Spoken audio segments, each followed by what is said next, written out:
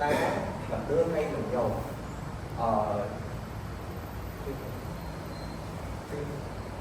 thấy chưa được bổ dương là tên vì dùng lời bo online businessឬអាជីវកម្ម online របស់យើងជាសន្សំអាជីវកម្ម online ជាអាជីវកម្មដែលដំណើរការជាសម្បូរនៅអ៊ីនធឺណិតហើយអាជីវកម្ម online គឺមានដូចជា digital marketing content creation e-commerce ជាដើមហើយអាជីវកម្ម online នៅកំឡុងឆ្នាំនៅកំឡុងឆ្នាំ1990និងឆ្នាំ2000គឺជាឆ្នាំនៃការកាត់ឡើងនៃអ៊ីនធឺណិតដែលនាំឲ្យមានការដំណងនៃអាជីវកម្ម online កាត់ឡើងដំបូងហើយក្រុមហ៊ុនដូចជា Amazon នៅឆ្នាំ1994និង eBay នៅឆ្នាំ1995គឺជាក្រុមហ៊ុនដែលបានទូប្រៃផ្លូវដែលឲ្យមានអាជីវកម្ម online តាមបែប e-commerce ដំបូងគេហើយក្នុងដែរ transaction payment ក៏វាសំខាន់នៅក្នុងការធ្វើអាជីវកម្ម online ដែរហើយអ្នកទាំងអស់គ្នាអាចស្គាល់ហើយ PayPal នៅឆ្នាំ1995ដែលជា online payment platform មួយដែលបានធ្វើឲ្យមានការ transaction ដោយមានសុវត្ថិភាពបំផុតនិងងាយស្រួលទៅដល់ការទូទាត់ពីកាយប័ត្ររបស់យើងរហូតដល់ឆ្នាំ2010ប្រព័ន្ធផ្សព្វផ្សាយបណ្ដាញសង្គមដូចជា Facebook Instagram YouTube ក៏បានធ្វើទីផ្សារជាថ្មីម្ដងទៀតដែលងាយស្រួលដល់អាជីវករយើងគ្រប់គ្នាឲ្យកាន់តែទំនើបទំលាយដល់ការផ្សាយពាណិជ្ជកម្មរបស់ពួកគាត់កាន់តែរីកដុះដាលជាងមុនដោយគ្រាន់តែប្រើតាមរយៈទូរស័ព្ទដៃហើយនៅក្នុងនោះដែរហើយបើយើងផ្លែបច្ចុប្បន្នយើងវិញគឺប្រព័ន្ធអ៊ីនធឺណិតវាកាន់តែរីកដុះដាលការផ្សព្វផ្សាយដល់លោកវាកាន់តែទូលំទូលាយការទូទាត់តាមប្រភេទ digital របស់យើងហ្នឹងកាន់តែងាយស្រួលទៀតហើយអញ្ចឹងទៅធ្វើអាជីវកម្ម online ហ្នឹងកាន់តែមានវិជ្ជាប្រយោជន៍ជាងមុនហើយក្រុមហ៊ុនជាច្រើនបានបន្ថែមសេវាកម្មរបស់ខ្លួននិងក្រុមហ៊ុនចំនួនទៀតបានបដូរសេវាកម្មរបស់ខ្លួនទៅលើ platform online យើងបន្ថែមទៀតដោយកន្លែងឃើញថាវាមានផលប្រយោជន៍ដូចជាការប្រតិបត្តិការវាទៀបជាងមុនការភ្ជាប់ទៅសកលលោកកាន់តែងាយស្រួលហើយសមត្ថភាពប្រតិបត្តិការ24ម៉ោងលើ24ម៉ោងហើយក្នុងដែរក៏មានក្រុមហ៊ុនដែលបានជោគជ័យដូចជា Amazon, Shopify, Netflix ក៏ដូចជាអ្នកដែលធ្វើ freelancer ដែល work on service base និង e-learning ជាដើមដែលជាវេទិកាសិក្សាតាមអនឡាញហើយអាជីវកម្ម online ក៏មានគំរូផ្សេងៗដូចជា B2B ដែលមានវិធីថា business to business ដែលអាជីវកម្មជាអ្នកលក់ផ្ទាល់ឧទាហរណ៍ដូចជាក្រុមហ៊ុន Alibaba ជាដើមហើយក៏មានជា business to consumer ដែលអ្នកដែលវិស័យអាជីវកម្មលក់ទៅដល់អាជីវករផ្សេងទៀតដូចជា Amazon ជាដើមហើយក៏មានជា consumer to consumer ដែលអ្នកលក់ផ្ទាល់ហ្នឹងលក់ឲ្យគ្នាឯងដូចជាឲ្យទៅគ្នាឯងហើយឧទាហរណ៍វាដូចជា Facebook Marketplace ជាដើមដែលយើងបានដឹងឯងវាគឺជា function ថ្មីរបស់ Facebook ដែលគេត្រូវបាន add ថែមហើយដល់ដល់ server អាជីវកម្ម online មួយអាចដំណើរការទៅបានតាមចំណុច5ដូចជាការបង្កើតហាង online និងជ្រើសរើសប្រភេទអាជីវកម្មទី2គឺយុទ្ធសាស្ត្រទីផ្សារនិងការលក់ក្នុងចំណុចយុទ្ធសាស្ត្រទីផ្សារនិងការលក់ដែរបច្ចុប្បន្នគឺបច្ចុប្បន្នគឺ TikTok គឺជា trendy platform មួយដែលភាគច្រើនអ្នកលក់ online គឺផ្ដោតទីផ្សារទៅលើ TikTok ហើយនឹងការ live តាម Facebook បន្តមកគឺការទទួលកម្មដែលការទទួលកម្មនេះដែរវិជាអាជីវកម្មគួរតែដឹងខ្លួនឯងមានតម្លៃគ្រប់គ្រាន់ក្នុងការដាក់ក្នុងការឲ្យអ្នកទិញបញ្ជាទិញបន្តមកគឺការដឹកជញ្ជូននិងការទូទាត់ប្រតិបត្តិការកន្លែងការទូទាត់ប្រតិបត្តិការនេះដែរវិជាអាជីវកម្មគួរតែមានជា payment gateway មួយដូចជាការមានសហការជាមួយនឹងធនាគារនៅក្នុងផលយើងក៏ដូចជាការ pay cash ទៅ delivery ដើម្បីមានភាពងាយស្រួលដល់អ្នកដែលគាត់បានទិញផលិតផលពីយើងហើយចំណុចបន្ទាប់គឺឯកសារផលកន្លែងឯកសារផលនេះដែរគឺខ្ញុំឲ្យទៅសមាជិកក្រុមយើងបន្តទៀតជាអ្នកផ្សេងYes, so the process like after training the model of the example what I can do that which is Netflix. Netflix which is semacam streaming semua semacam film non dan film dan film yang saya macam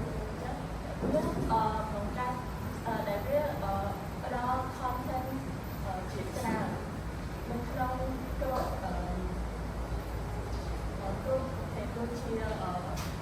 đôi chia horror rồi đôi play chỉ đằng hai viên có ai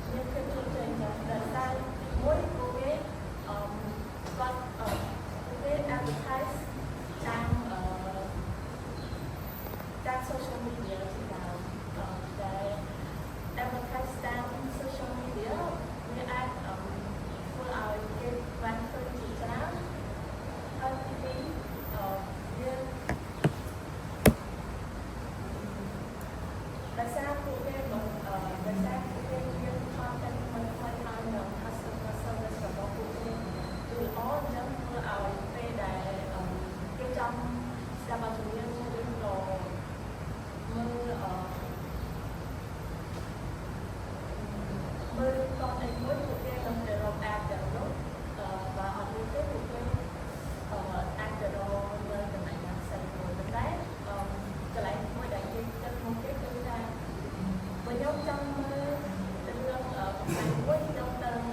រកនៅ Netflix សិនបើអត់មានទេខ្ញុំទៅរកនៅកន្លែងណាផ្សេងទៀតគេអាចមកទីមួយវិញគេយកទៅតម្លៃដែលគេបានយកទៅតម្លៃដែលគេបានគេអតិថិជនពួកគេទាំងអស់ដើម្បីបង្កើត strategy នៅក្នុង marketing ទៅអតិថិជនផ្សេងៗទៀតមានអាចមួយក្រុមហ៊ុនទាំងនេះគឺច្រើនពួកគាត់ចាប់តែចូលជាជាមួយ influencers ដូចជាតារា TikTok ដូចជាដើមដើម្បីផ្សព្វផ្សាយអំពី application របស់គាត់ហើយ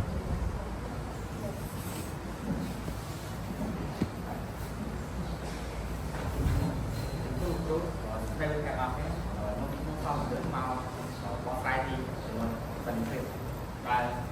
ចំណុចទី1នេះគឺការចំណាយទៀតនិងការចាត់ការវិសុទ្ធដែលយើងដឹងថាហើយការធ្វើអាជីវកម្មតាមអនឡាញយើងមានកិច្ចស្រួលដែលយើងមិនបាច់ចាំមានកន្លែងបាក់លាស់ដែលយើងអាចរកស៊ីបានដែរព្រោះមានក៏គ្រាន់តែយើងផុសតាមអ៊ីនធឺណិតនោះមិនមានអ្នកបំងគឺorder ផលិតផលរបស់យើងទៅប្រើប្រាស់ហើយមួយទៀតគឺល្អដូចជាកម្មវិធី app ឬជា Netflix យើងមិនចាំបាច់មានទីកន្លែងគឺរកផងក្នុងអីសម្រាប់យើងទៅយកមើលឬក៏យើងដោនកម្មវិធី Netflix នោះយើងអាចចូលទស្សនាបានរឿងដែលយើងចូលចិត្តដែលវាមានភាពងាយស្រួលហើយមិនបាច់ចំណាយទៅលើទីកន្លែងសម្រាប់ពលរដ្ឋធំឲ្យអ្នកទស្សនាចូលមើលច្រើនចំណុចទី2គឺទទួលបានទីផ្សារទូទៅលេងនិងអតិថិជនជាស្រោចពីទៅចំណុចនេះគឺនៅកម្មវិធីណាតែយ៉ាងដែរវាមានអតិថិជនច្រើនសម្រាប់ទស្សនាមិនថាតែកម្មវិធីឬក៏ប្រទេសផ្សេងៗដោយគ្រាន់តែយើងដោន app មួយ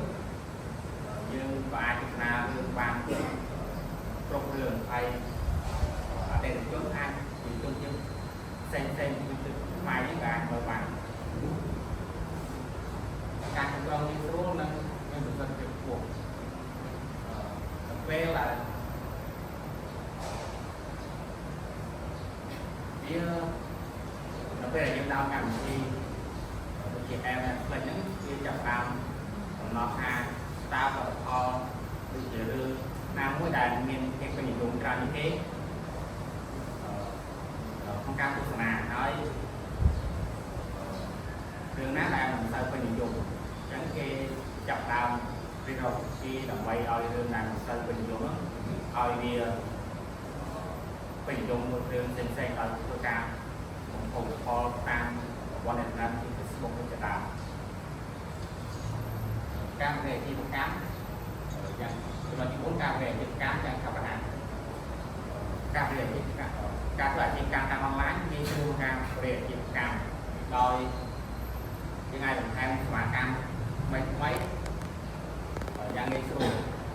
អាចបរិយាចូលទីផ្សារក្នុងតំបន់និងទីផ្សារ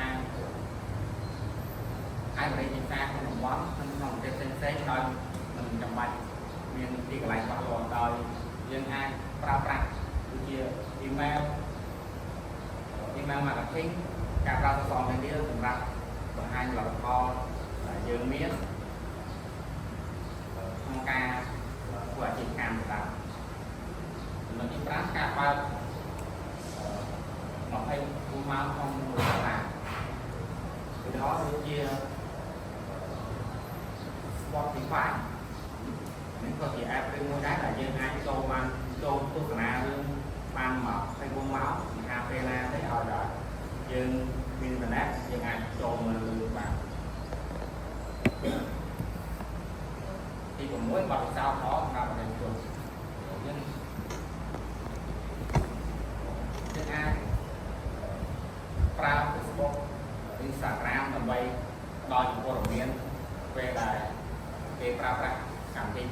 យើង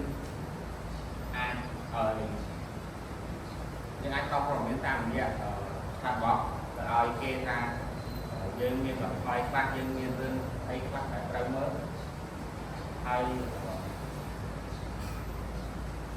អាចឧទាហរណ៍មានកញ្ចក់ជាកញ្ចក់តម្លៃអីដែរហើយលទ្ធផលមកខាត់បងខ្ញុំបានជំនួសក្នុងឯកសស្ដីក្នុងខាងបងនេះអញ្ចឹងតើបងខ្ញុំបានឈ្មោះពីទួខ្ញុំឡើងនិយាយពីកូនវិបត្តិក៏ដូចជាឧបសគ្គនៃការធ្វើ online business ហ្នឹងអញ្ចឹងបងនិយាយស្ដាប់ការបកស្រាយរបស់ខ្ញុំមកថា online business ហ្នឹងវាស្រួលធ្វើវាស្រួលចូលទៅទីផ្សារតែវាក៏មានឧបសគ្គមួយចំនួនដែរខ្ញុំលើកឡើងគឺទីមួយគឺហានិភ័យនៅក្នុងការពង្រឹងនៃផែនសម្រាប់ cyber security ក៏ដូចជាការ phishing attack អញ្ចឹងជាក់ស្ដែងនៅពេលដែលយើងចាប់យក online business មួយចំនួនគឺគាត់ធ្វើការរៀនទៅលើ web application គាត់ដើម្បីឲ្យ user ហ្នឹងគាត់ចូលទៅដើម្បី order event ឬមួយក៏ចូលទៅ check មើល event ឬ detail event អីចឹងទៅហើយមូលហេតុដែលគាត់ចាប់យក web application ហ្នឹងគឺដោយសារតែវាងាយស្រួល customer គាត់អាចចង់ទិញពេលណាក៏បានប្រចាំមានម្ចាស់ហាងក៏បុគ្គលិកហ្នឹងគាត់ធ្វើការស្វែងរកជាមួយគាត់អាចធ្វើការ direct order បានដោយផ្ទាល់ខ្លួនគាត់ប៉ុន្តែទៅវិញវាក៏ងាយស្រួលក្នុងការរកនៃការទាញយកព័ត៌មានរបស់ anonymous ឬក៏ជនដែលគាត់មានគោលបំណងល្អចំពោះ website យើងហ្នឹងតែគាត់អាចទាញយកនៅព័ត៌មានសំខាន់ៗរបស់អតិថិជនក៏ដូចជាលេខទូរស័ព្ទឬមួយក៏ email របស់អតិថិជនហើយបន្ទាប់មកពួកគាត់ហ្នឹងអាចធ្វើការemail ទៅអតិថិជនរបស់យើងហ្នឹងថាគាត់សម្ដែងថាគាត់ហ្នឹងគឺជាម្ចាស់ business ហ្នឹងទៅគាត់ឆាតទៅថាគាត់មាន promotion អីអញ្ចឹងតែវា exclusive សម្រាប់បុគ្គលម្នាក់ហ្នឹងអីអញ្ចឹងគាត់អាចទិញ direct តាម link ហ្នឹងទៅហើយ pay តាម link ហ្នឹងអីអញ្ចឹងវានឹងទទួលបានតម្លៃថោកជាងទីផ្សារក៏ចូលទៅតាម website គាត់ធម្មតាប៉ុន្តែជាក់ស្ដែងហ្នឹងគឺវាគាត់ការខ្លែងរំលងរបស់ជនដែលគាត់ជនបោកប្រាស់ហ្នឹងតែវាអាចធ្វើឲ្យមានការប៉ះពាល់ទៅដល់កេរ្តិ៍ឈ្មោះរបស់ business របស់យើងអញ្ចឹងចំណុចបន្ទាប់គឺការប្រកួតប្រជែងទីផ្សារខ្ពស់អញ្ចឹងដោយសារតែការដែលយើងធ្វើ advertise ទៅលើឬក៏ការ post ទៅលើ social media ទាំង lain ហ្នឹងគឺវាមានភាពងាយស្រួលណាស់ពេកអញ្ចឹងមិនមែនតែយើងទេដែលអាចធ្វើអញ្ចឹងបានអ្នកផ្សេងក៏គាត់អាច post អីដែលសម្រាប់យើងសម្រាប់ទៅខាងរបស់ដែលយើង post នឹងបានដែរអញ្ចឹងដើម្បីឲ្យការធ្វើ business ទៅជ័យគឺយើងតម្រូវឲ្យធ្វើអីដែលវាថាវា stand out ពី business ដទៃទៀតដែលមានលក្ខណៈស្តៀងៗយើងហ្នឹងដូចជាការធ្វើ promotion ជួយ influencer ដើម្បីឲ្យគាត់ធ្វើ advertise ហើយនឹងហើយនឹងលក់ event ដែលវាមានតម្លៃរៀងទាបជាងទីផ្សារអាចថា 10 ទៅ 20% ហើយចំណុចទី3គឺការតបឯងទៅលើបច្ចេកវិទ្យាខ្លាំងពេកអញ្ចឹងដោយសារតែយើងrely ទៅលើtechnology ហ្នឹងខ្លាំងពេកអញ្ចឹងក្នុងករណីដែល technology ហ្នឹងវាមានការ slow ឬមួយក៏ការdown server អីចឹងគឺយើងនឹងទទួលបានការខាតបង់ជាច្រើនដោយសារតែឥឡូវឧទាហរណ៍ថាយើងជាអតិថិជនបើសិនជាយើងចូលទៅទិញ website ហ្នឹងទៅ website ហ្នឹងមានភាពរអាក់រអួលឬមួយក៏វា loading page ហ្នឹងយូរគឺយើងនឹងពេលខ្លះអត់អារម្មណ៍ចង់ទិញឯងទាំងដែលយើងចង់តែកាយវ៉ាន់ហ្នឹងខ្លះមិនអាចយើងអត់ទិញដោយសារតែវាពិបាកប្រើប្រាស់ខ្លាំងពេកចំណុចទី4គឺគឺស្មុគស្មាញ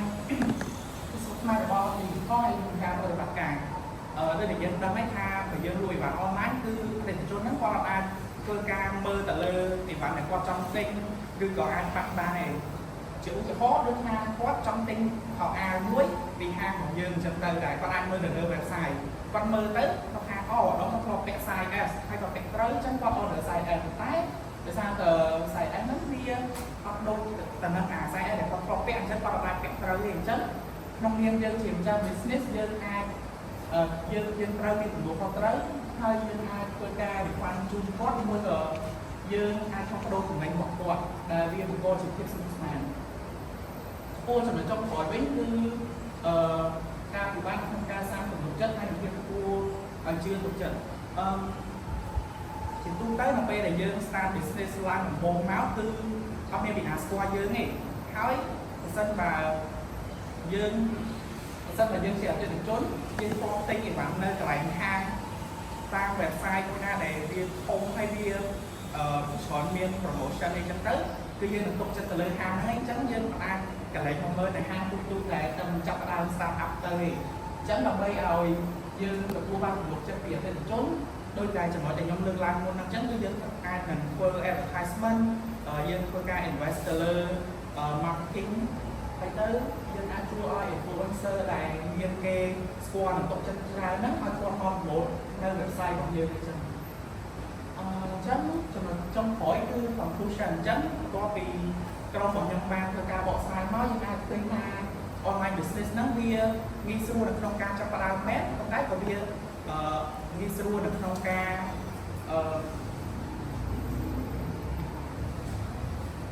បាត់បង់ទៅវិញដែរដោយសារតែយើងអត់អាច maintenance website របស់យើងឬក៏អីរបស់យើងហ្នឹងឲ្យវាមានភាពងាយស្រួលប្រើរបស់សម្រាប់អតិថិជន